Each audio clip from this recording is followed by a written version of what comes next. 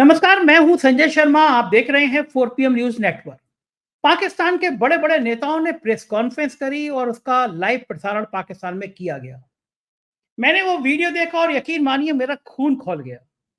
हमारे प्रधानमंत्री के लिए जो जो अपशब्द की भाषा पाकिस्तान ने इस्तेमाल करी, मुझको यकीन था कि भारतीय जनता पार्टी के नेताओं के अलावा सरकार भी, प्रधानमंत्री भी इस भाषा में जवाब देंगे कि तुम्हारी हैसियत नहीं है कि 140 करोड़ के देश के नेताओं को, हमारे प्रधानमंत्री को इतने अपशब्द कह सको।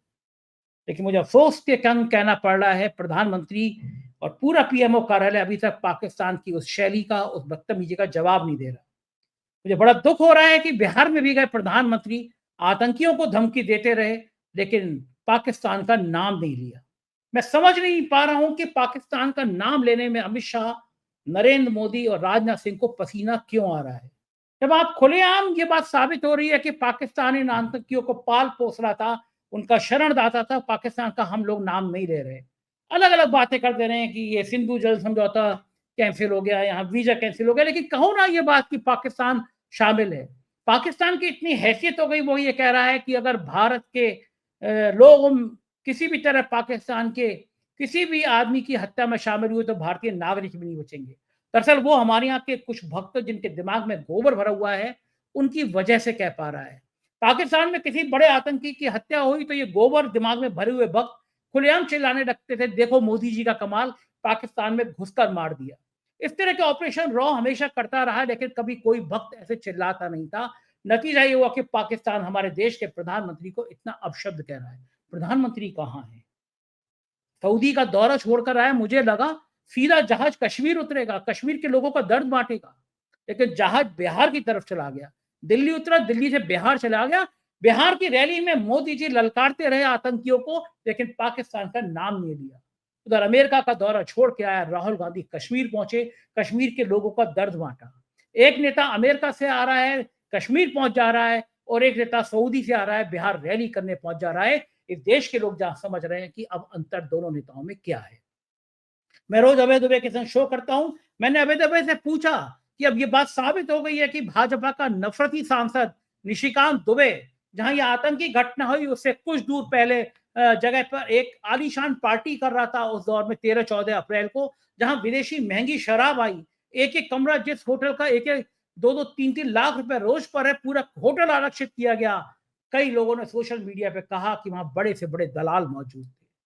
तो खेल चल क्या रहा है, क्योंकि इसी कश्मीर में कुछ दिन पहले गुजरात का एक ठग, कुछ भी नहीं था, लेकिन उसने कहा कि मैं प्रधानमंत्री कार्यालय में तैनात हूं, निरी सिक्योरिटी लेकर घूमता चला गया। तो कश्मीर में किसी को होश नहीं। और यह ठग जब घूमा तब राज्यपाल, उपराज्यपाल मनोज सिन्हा के अंडर में कश्मीर था, लेकिन मनोज सिन्हा का मन अब कश्मीर में कम, उत्तर प्रदेश के मुख्यमंत्री बन जाए, इस तिकड़म में ज्यादा लगता है। तो चल क्या रहा है सरकार में? अंधेर नगरी चौपट राजा, टका शेर भाजी टका शेर खाजा। चलते हैं अभय दुबे से, इन तमाम मुद्दों पर बातचीत करेंगे। आपसे रिक्वेस्ट है, चैनल को सब्सक्राइब करना और ज्वाइन करना ना भूलें। चलिए अभय Dubey ji, 4 PM news network में स्वागत है अभय दुबे जी आपका।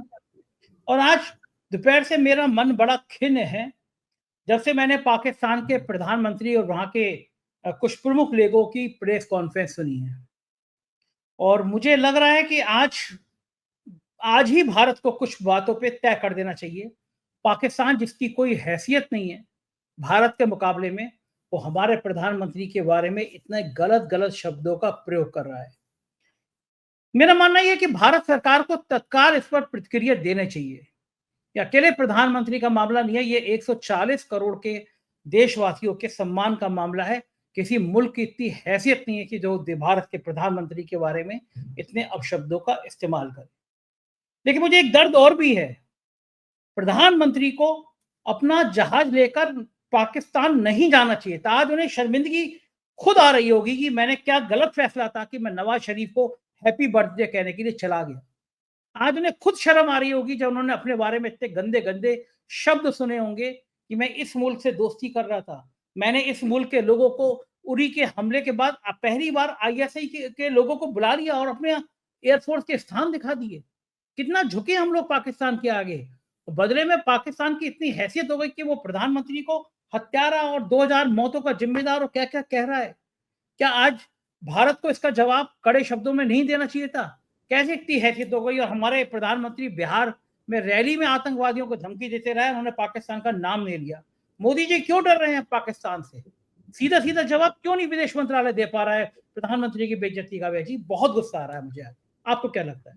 संजय जी, मैंने भी ये प्रेस कॉन्फ्रेंस सुनी है, करीबन 56-57 मिनट लंबी ये इस प्रेस कॉन्फ्रेंस का वीडियो सोशल मीडिया पर वायरल हो रहा है और मुझे भी ये सब सुनकर बहुत दुख हुआ और मुझे क्षोभ भी पैदा हुआ और मुझे इस बात को देख काफी अचरज है कि अभी तक भारत सरकार ने इसका कुछ सुव्यवस्थित जवाब नहीं दिया।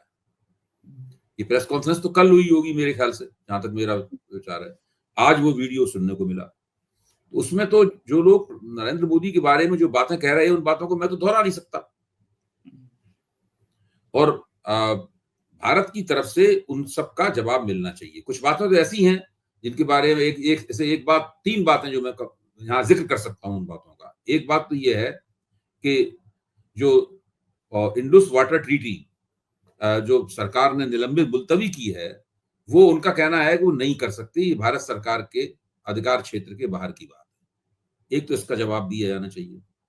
दूसरा उन्होंने जवाब ये दूसरी बात उन्होंने ये कही है जो बहुत महत्वपूर्ण है। उन्होंने कहा है कि नैरेटिव का युद्ध भारत के साथ है, वो हमने जीत लिया है। हमारे साथ संयुक्त राष्ट्र है, हमारे साथ दुनिया के दूसरे तमाम देश हैं और हम चीन हमारे दोस्तों में दोस्त है। हमें जब जरूरत पड़ेगी तो हम चीन से मदद मांग लेंगे। अभी हालांकि हम बिना उस चीन की मदद के ही सब काम कर लेंगे अपना, ये उन्होंने दावा किया है। तो अपने मुंह से उन्होंने बहुत सी डींगें मारी हैं और जो फालतू घटिया किस्म की बातें हैं उनका जवाब दिए बिना भारत को चाहिए कि जो सब्सटेंशियल इश्यूज हैं, जो ठोस मुद्दे हैं इस प्रेस कॉन्फ्रेंस के, उसका जवाब दें और नरेंद्र मोदी को जिस तरीके से व्यक्तिगत रूप से अपमानित किया गया है उसका भी उनको कड़ा जवाब मिलना चाहिए। अगर ये जवाब नहीं मिलेगा तो सारी, क्योंकि ये पाकिस्तान के उप प्रधानमंत्री इशआक डार के मौजूदगी में उनके सामने हुई ये सारी बात। इस पूरी बातचीत में इशआक डार खुद भी शामिल रहे। उनके अटॉर्नी जनरल थे, जिनको वजीर खारिजा बोलते हैं, शायद वो उसका मतलब हुआ विदेश मंत्री, वो भी थे और बहुत 4-5 बड़े लोग बैठे हुए थे वहां पर पाकिस्तान के, और वो सब बातचीत कर रहे थे। उसके बाद पत्रकारों ने उनसे कई सवाल पूछे, उन सवालों के बाकायदा जवाब दिए गए। तो कुल मिलाकर और जिस तरीके से वो वीडियो भेजा गया है पाकिस्तान की तरफ से, पाकिस्तानी चाहते हैं कि उस वीडियो को सब लोग देखें। उसमें बिहार की रैली का भी उन्होंने जिक्र किया, प्रधानमंत्री की बिहार की रैली का भी उन्होंने जिक्र किया उन लोगों ने। तो ये मामला, और उन्होंने ये भी कहा कि भारत ने अभी तक हमारा नाम आधिकारिक रूप से नहीं लिया है, ये भी माना उन्होंने। यानी वो खुद कह रहे हैं कि भारत ने हमारा नाम आधिकारिक रूप से नहीं लिया है और फिर वो मोदी के ऊपर इस तरह का हमला कर रहे हैं, मोदी जी के ऊपर। ये अपने आप में बहुत आपत्तिजनक है। और अगर भारतीय जनता पार्टी की सरकार, विदेश मंत्रालय, रक्षा मंत्रालय या जो भी कहें आप, अगर इसका कड़े से कड़ा जवाब नहीं दिया गया तो ये काफी बेइज्जती वाली बात हो जाएगी। अभय जी, नाम क्यों नहीं ले रहे हैं? नाम लेने में क्या डर है? प्रधानमंत्री ने बिहार में रैली करी, आतंकवादियों को ये कर देंगे, आतंकवादियों को वो कर देंगे। पाकिस्तान का नाम लेने में इतना डर क्यों? किस चीज का भय, किस चीज का खौफ है? क्या चीन से खौफ खा रहे हैं?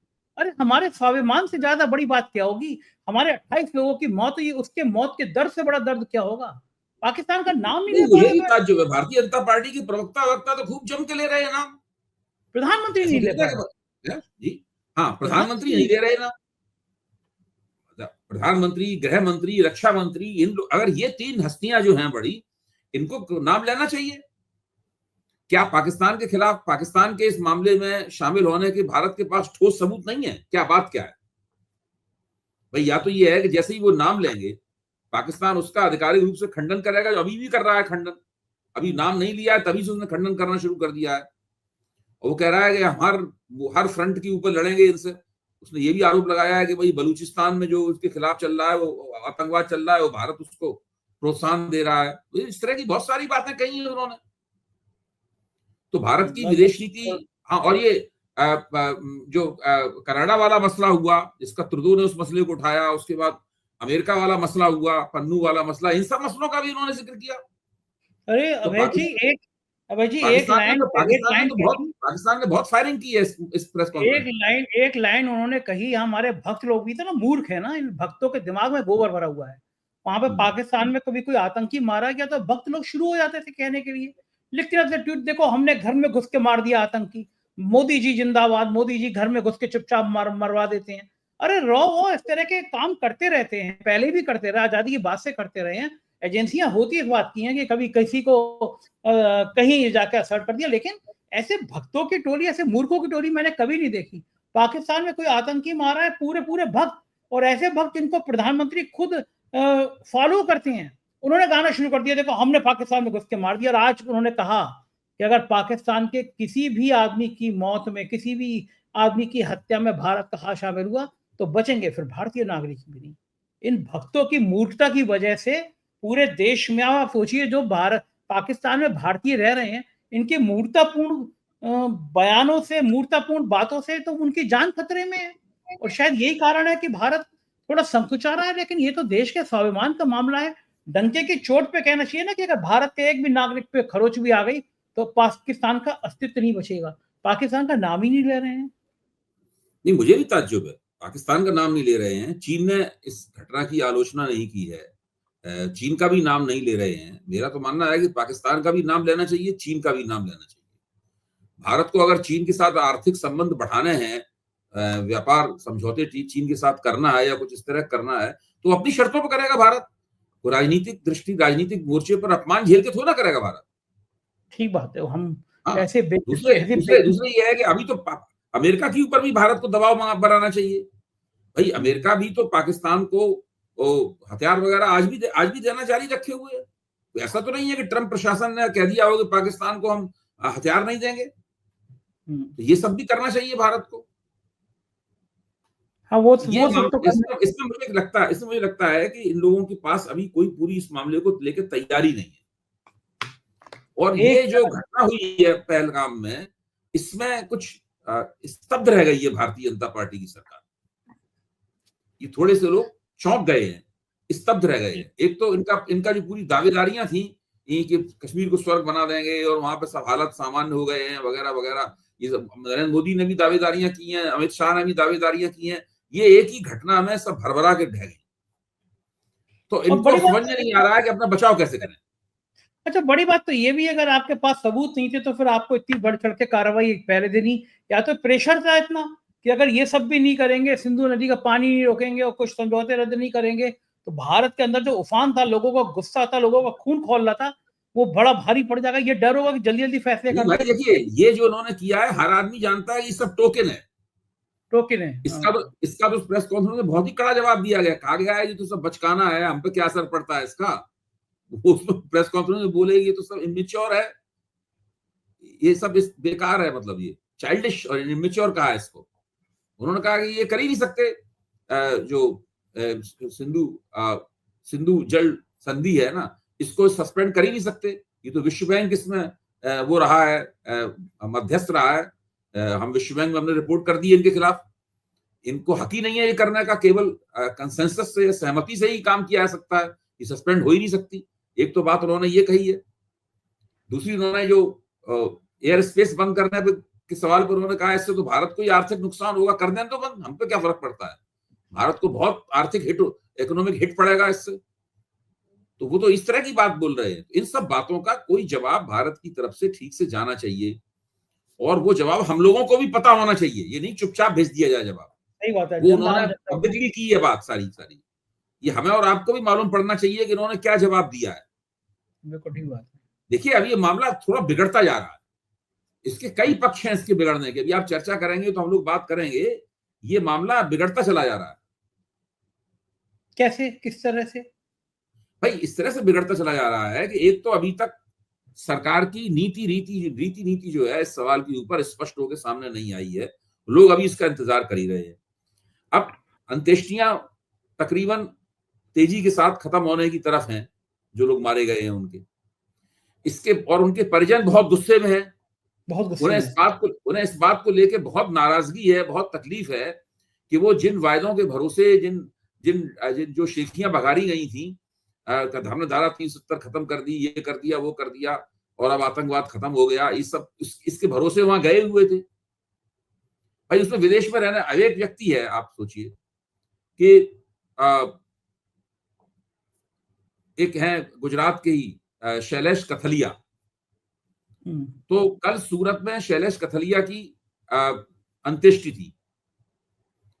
तो जब उनकी अर्थी निकलने को हुई तो वहां खबर आई कि भारतीय जनता पार्टी के 2 नेता आएंगे, जरा अर्थी रोक ली जाए। उसमें एक नेता थे केंद्रीय मंत्री CR पाटिल और दूसरे थे गुजरात के गृह राज्य मंत्री हर्ष संघवी। अब वो अर्थी वहां सड़क पर रखी हुई, ये दोनों मंत्री जो है वो 15-20 मिनट देर से पहुंचे, तब तक अर्थी रखी रही। फिर ये लोग आए अपने सब पूरे लाव लश्कर और अमले के साथ में। तो जो शैलेश की पत्नी थी शीतल, उनका गुस्सा फूट पड़ा। आज भास्कर में पूरा उनका पड़ा क्या उन्होंने इन लोगों से कहा। उन्होंने कहा शीतल ने, आपके पीछे कितने VIP हैं, कितनी गाड़ियां हैं, नेता जिस हेलीकॉप्टर में चलते हैं वह टैक्स देने वालों के दम पर चलता है। आपकी जिंदगी जिंदगी है, हमारी जिंदगी जिंदगी नहीं है, टैक्स देने वाले की जिंदगी जिंदगी नहीं है।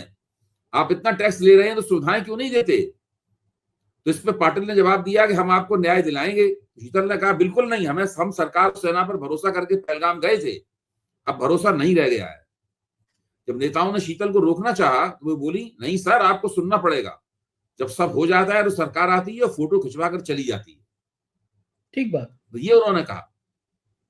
उधर जयपुर में एक नीरज उधवानी है, वो दुबई में रहते थे और यहाँ पे आए और वो घूमने गए थे। तो उनकी जब अंत्येष्टि हो रही थी तो वहां पर केंद्रीय मंत्री गजेंद्र शेखावत पहुंचे, मुख्यमंत्री भजनलाल शर्मा पहुंचे।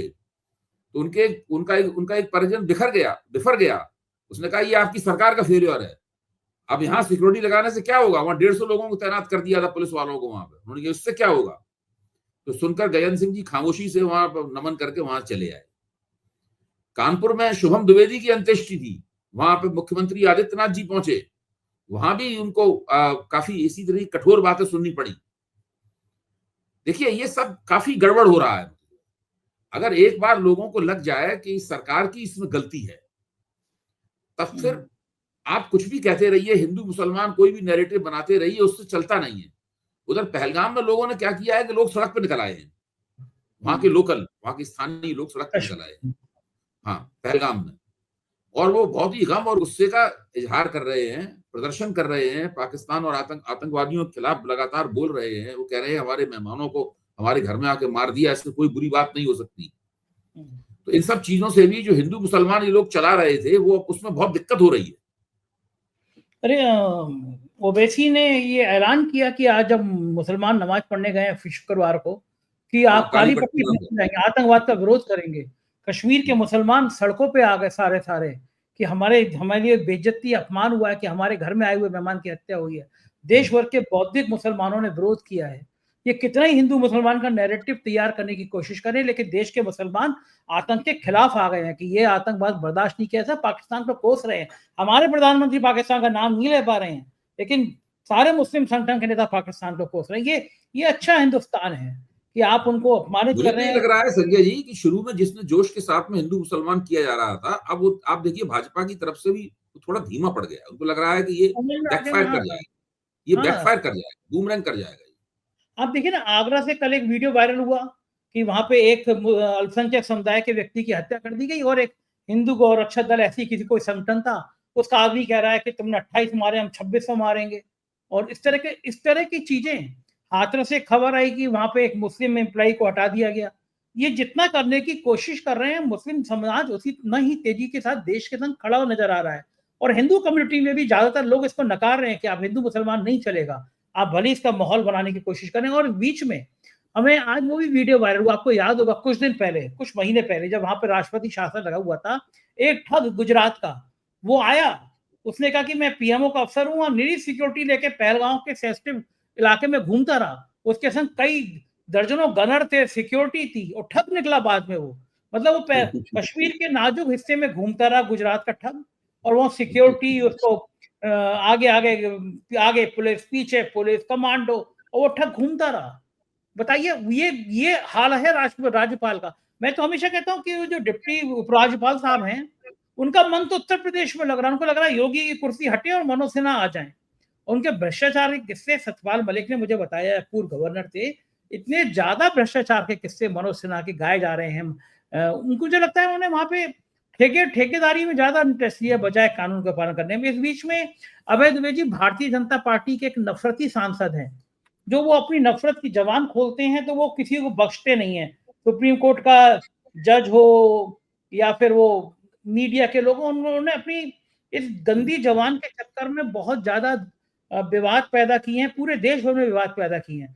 लेकिन अब बड़ी भयंकर बात सामने आ रही है। एक मैं ट्वीट पढ़ के बता रहा हूँ आपको। ये आईपी सिंह हैं, समाजवादी पार्टी के प्रवक्ता, इन्होंने ट्वीट किया है। और निशिकांत दुबे जहां ये घटना हुई है उसमें वहां पे एक बहुत बड़ा होटल है, खैबर होटल। मैं भी कश्मीर गया था अपने परिवार के साथ, मैं भी इस होटल को देखना चाहता था। एक दिन का किराया 2.5-3 लाख रुपए कमरे का। तो आईपी सिंह ने ट्वीट किया है, मैं ट्वीट पढ़ के सुना रहा हूँ। उन्होंने निशिकांत दुबे की फोटो लगाई है। मतलब जिस घटना से कुछ ही दिन पहले निशिकांत दुबे वहां मौजूद थे और निशिकांत दुबे की सिक्योरिटी निरे गनर निरी फोर्स लगी हुई थी। पर्यटकों की सुरक्षा के लिए कश्मीर में फोर्स नहीं है, लेकिन भारतीय जनता पार्टी का सांसद खैबर होटल में करोड़ों रुपए की पार्टी कर रहा है, शराब बहा रहा है, उसके लिए बाकायदा फोर्स लगी है, सिक्योरिटी लगी है।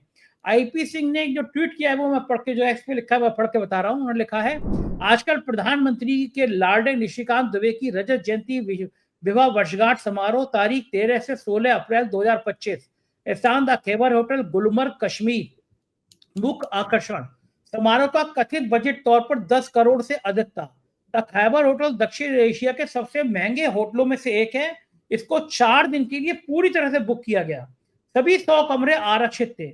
यह आयोजन मुख्य रूप से दिल्ली के शीर्ष दलालों और बिचौलियों द्वारा प्रायोजित था, क्योंकि निशिकांत की छवि ऐसी रही है कारपोरेट के लिए, वो बड़ी बड़ी लाइजनिंग करते रहे हैं, कारपोरेट की दलाल वाली छवि उनके दिमाग में है। तो लिखा है कि ये दलालों और बिचौलियों द्वारा प्रायोजित था, कई उपस्थित भी थे, कई हाई प्रोफाइल राजनेता, दलाल और नौकरशाह मौजूद थे। जम्मू कश्मीर के मुख्यमंत्री के मंत्रिमंडल सदस्यों को भी आमंत्रित किया गया था, कई ने आयोजन में हिस्सा लिया। यह समारोह निशिकांत दुबे द्वारा अपनी प्रभावशाली छवि को प्रदर्शित करने और देशव्यापी दलालों के नेटवर्क को मजबूत करने का एक भव्य प्रयास हुआ। समारोह एक पारंपरिक भारतीय विवाह जैसा था, जिससे पुजारियों द्वारा रीति रिवाज 7 फेरे शामिल थे। लिखा है, चिंता के बिंदु, कथित तौर पर प्रीमियम शराब ब्रांड दिल्ली से अवैध रूप से मंगवाई गई, क्योंकि कश्मीर में ऐसे आयात प्रतिबंधित हैं। ये एक अवैध शराब वितरण नेटवर्क के अस्तित्व संचालन पर सवाल उठाता है।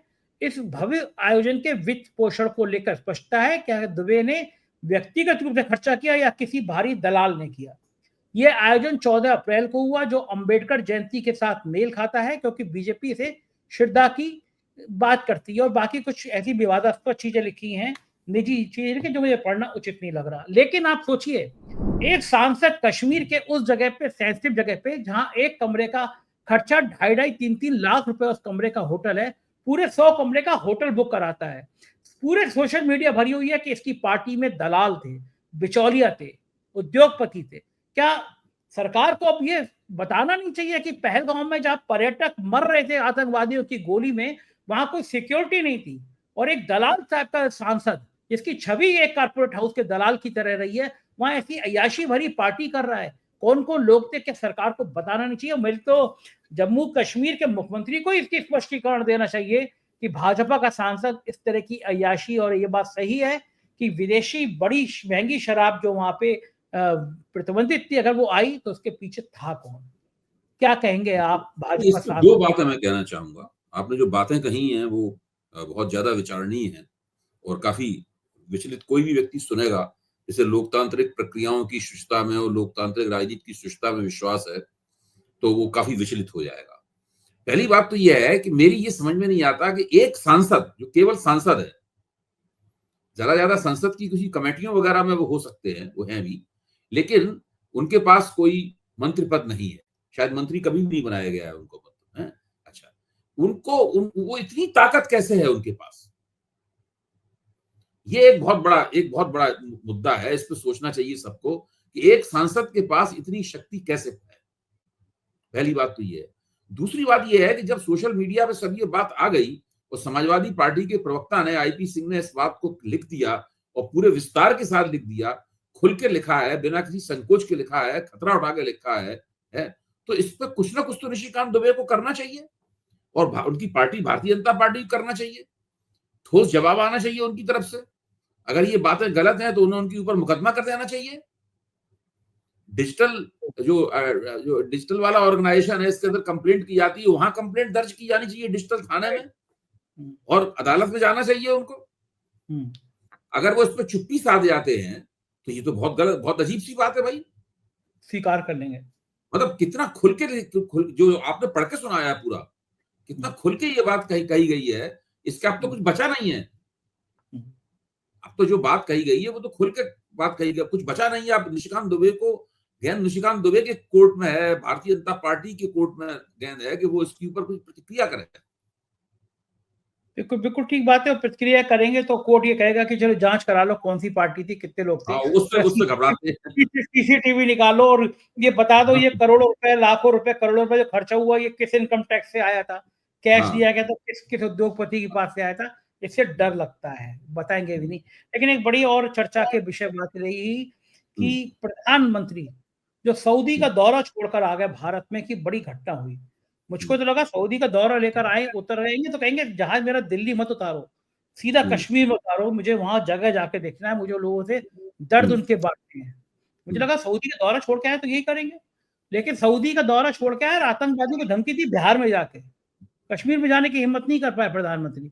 जैसे मणिपुर का मां नहीं बोल पाते, ऐसे कश्मीर जाने की हिम्मत नहीं कर पाए। लेकिन राहुल गांधी अमेरिका का कार्यक्रम छोड़कर आए और राहुल गांधी आज कश्मीर पहुंचे, कश्मीर में लोगों से बात की, जिम्मेदार लोगों से बात करी, दिल्ली में आए, से मिले, लेफ्टिनेंट गवर्नर से मिले, पीड़ितों से मिले और फिर दिल्ली और आए, बयान भी दिया कि हम सरकार के साथ हैं, सरकार और भी इतना कड़े कदम उठाया, हम उसके साथ हैं उसमें।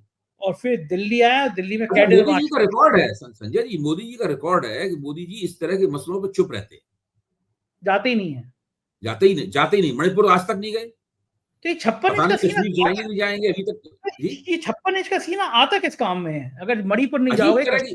उनकी शैली अजीब तरह की है। देखिए, चीन ने लद्दाख में जमीन दाब रखी है, विदेश मंत्रालय का प्रवक्ता उसको स्वीकार कर रहा है, मोदी जी उसमें कुछ नहीं बोलते, खामोश रहे। पन्नू वहां पर भारत के राष्ट्रीय सुरक्षा सलाहकार को अदालत में खींच रहा है और अपने ये भी कह रहा है अपने इस्तिगासे में कि मोदी जी प्रधानमंत्री नहीं रहेंगे उनको भी फरीक बनाएगा। मोदी जी इसके ऊपर कुछ भी नहीं बोलते। अब पाकिस्तान के जो उप मुख्यमंत्री ने, उनकी मौजूदगी में जो मोदी जी के साथ गाली गलौज की गई है, उस पर देखिए मोदी जी क्या बोलते हैं, या मोदी जी सरकार क्या बोलती है। भाई अब तो बहुत ज्यादा हो गया है, भारत के तो बोलना चाहिए। और राहुल गांधी मणिपुर भी हो आए हैं, राहुल गांधी कश्मीर भी पहुंच गए, मोदी जी लापता है। जांच की जानी चाहिए कि मोदी इस वक्त क्या है। मोदी कल तो बिहार में थे, आज उन्होंने क्या काम किया, आज उन्होंने देश का क्या काम किया मोदी जी? मोर को दाना खिलाया, फेवरेट काम। ये मसला जो है ना बहुत खास तरह का कुछ ना कुछ तो जवाब पाकिस्तान की प्रेस कॉन्फ्रेंस का मोदी जी की तरफ से, किसी प्रवक्ता की तरफ से आना चाहिए। खुद दे दे, भाषण देने में संजय जी कि उनको ऐसी बातें वहां कही गई हैं बहुत कि उनको दोहराया नहीं जा सकता। बिल्कुल ठीक बात कर रहे हैं, लेकिन काश 56 इंच का असली सीना दिख जाए, जवाब दे सके पाकिस्तान को उसकी भाषा में। बहुत बहुत शुक्रिया अभय जी, आपने मुझे इतना समय दिया बातचीत। Thank you. ये थे अभय दुबे जी और मुझको यकीन है ये बातचीत आपको पसंद आई होगी। आपका क्या कहना है? आप क्या सोचते हैं कि भारत को पाकिस्तान के नेताओं की जवाब उसी भाषा में देना चाहिए? तो कमेंट करके जरूर बताइए। शुक्रिया, थैंक यू।